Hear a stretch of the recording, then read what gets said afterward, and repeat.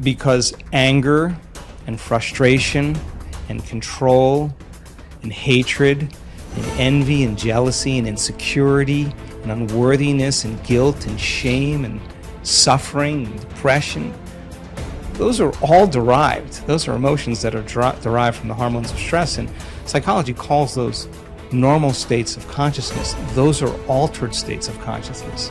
Because in stress, the physiology is that we're knocked out of homeostasis, we're knocked out of balance because we're perceiving some threat, some danger, some emergency.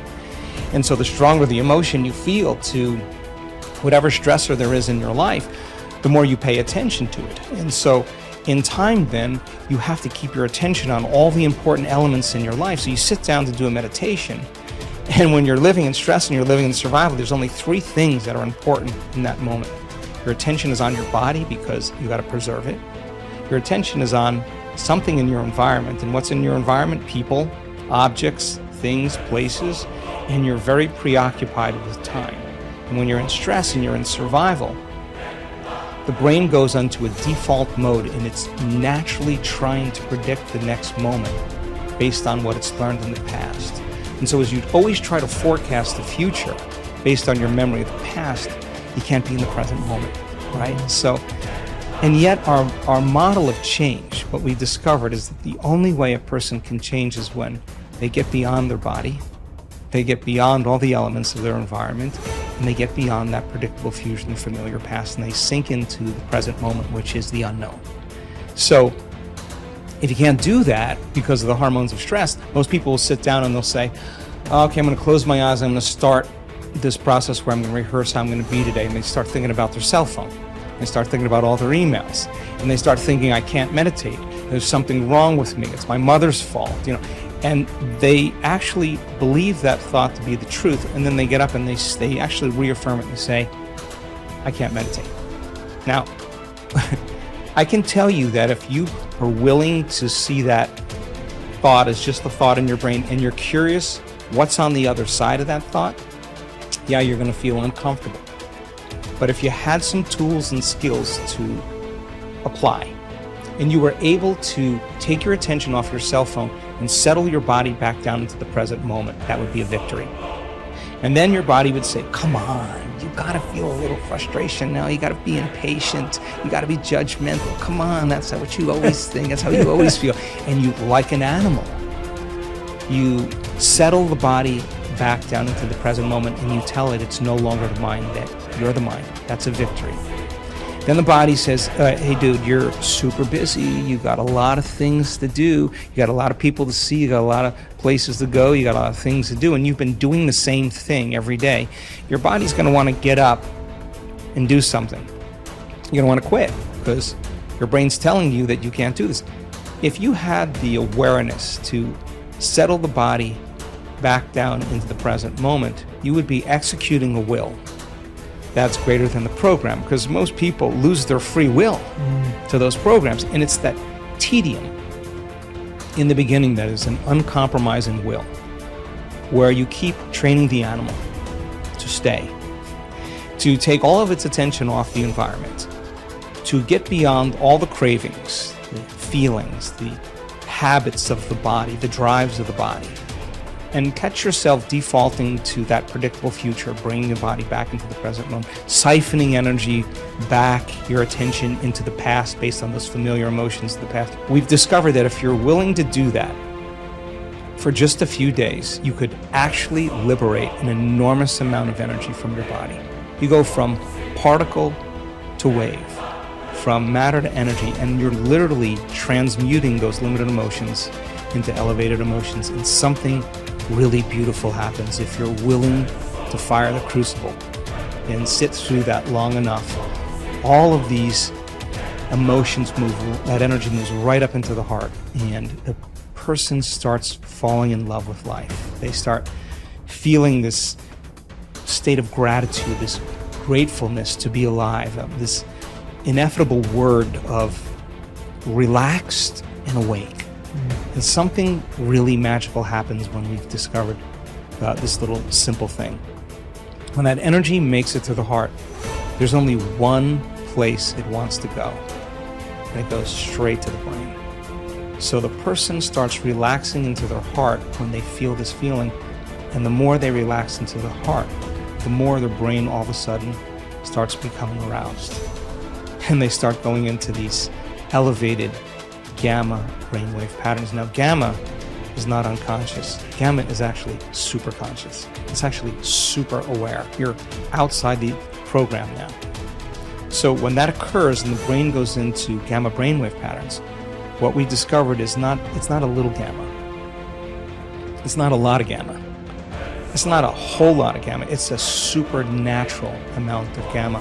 And we start seeing these brainwaves where we see theta start carrying alpha, and alpha starts resonating with beta, and beta starts creating high beta, and high beta starts creating gamma. And you see these standing waves of brain coherence happening. And the person feels so amazing that they don't want the moment to end. A day that never came, but has managed to spoil every game. One day that takes all the blame, the basis of all fear and shame. Cripples the blossoming of the life's flame. A spoiler that makes life a dream. Traps the limitless in a limited scene. One day that takes all the blame, the basis of all fear and shame. Cripples the blossoming of life's flame. A spoiler that makes life a dream. Traps the limitless in a limited scene. A day that never comes but the world it ruled. Tomorrow never happened to anybody, but the idea of tomorrow has robbed people. A huge mass of people of their life. Just the idea. Nobody ever touched a tomorrow in their life. Nobody ever experienced one. Nobody ever saw one. Just the idea completely robs people of everything that could be life. You can only behold now. You can never behold tomorrow. Not because it's out of reach, because it doesn't exist. You can only imagine tomorrow. You will never behold tomorrow. Never, ever.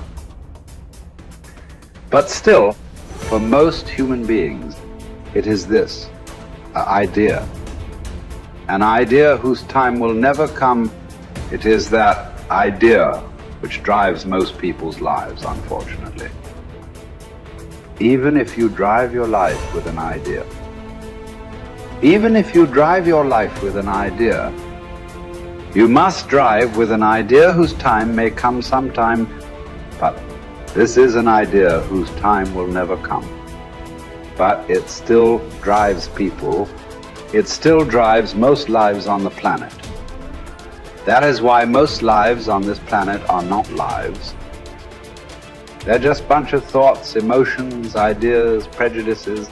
Most lives are not a reality. They're just a psychological. They're just a psychological existence. They're just a dream, because reality happens now. Reality happens here. In your mind, only a dream can happen. And life and death will happen today.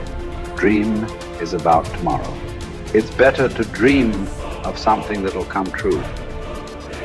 Tomorrow is a dream that will never come true. So, what you refer to as spiritual process, it's about knowing life. You can know life only today. You can know life only now.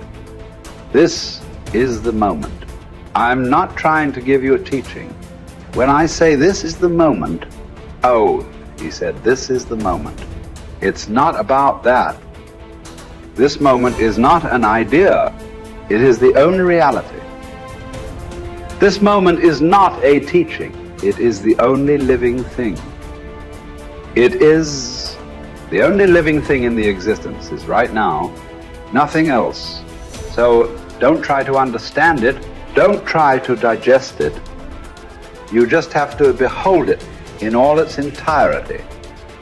Start with the rain, good way to begin. See how to address the larger issues of my life. There are no large issues in your life. What is the large issue that you're talking about? It is just about what job to take, which girl to marry, where to go for vacation, whether to get married or not get married, you know. These are the things, isn't it? These are not large issues. These are little things in your life. Yes. Oh, is it just a small thing whom I get married to? I'm not saying it's a small thing, but as an issue, it's a small issue. Little issue as a consequence to your life. Yes, it has many things. But this is something that human beings have done for millions of years. We have enough experience on these things, isn't it? We know that whatever job we take, whoever we marry, it is just the way we make out of it. Every experience of life, you can make it an enriching experience. Every experience in your life, you can make a curse out of it. See, there is nothing wrong in your job, whatever job you're doing. There's nothing wrong getting this job. There's nothing wrong in losing this job. There is nothing wrong in getting married. There's nothing wrong in getting divorced. There is nothing wrong in not getting married. There is nothing wrong in anything. There is nothing wrong in this or that, but it is just that you make misery out of it. That's wrong. You do this, you make misery out of it. If you do that, you make misery out of it. That's what is wrong with you. So you got married. Is it wrong? That's not the point. There's nothing wrong with it. You did not get married. Is it wrong? No, there's nothing wrong with it. That's wonderful too. You got divorced. Is it wrong? No, that's also wonderful. It is just that you make misery out of everything. That's what is wrong. You just address that one issue, everything will be settled. That's what we are looking at. How not to make misery out of everything? If this one thing is settled, everything is settled, isn't it?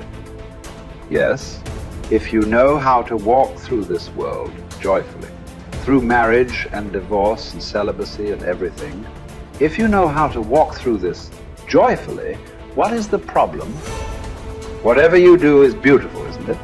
If you don't even know how to be happy, don't have such goals as realization. They are very far away from you. Happiness is not just a state of mind, it is just the basis of the quality of life that you live here. Is it such a small thing, happiness? Oh, it's just a state of mind, is it a small thing? So, biggest issue, isn't it? If you are capable of going through this world joyfully, then you could talk about going beyond. If you are not even capable of going through this joyfully, talking about beyond is no good. There is no way. I'm telling you, there is simply no way. For a person who is constantly creating inner battles all the time, how will he deal with the bondages of life? How will he transcend that? There's no question. It doesn't arise in your life. So first thing is working towards to be a blissful human being. If that happens, the rest becomes very simple. Because a blissful human being, once your happiness is not at stake, anything that's needed you will do, isn't it? Right now, you cannot do what's needed because always your happiness is at stake. You are thinking which is the right thing to do, which is the right thing to do. There is no right thing to do in your life. There is no wrong thing to do in your life. If you know how not to make misery out of everything that you do, whatever you are doing is the right thing. If you are making misery out of everything that you do, everything that you do is a wrong thing. So that's the only issue you have to look at. Others are all petty things.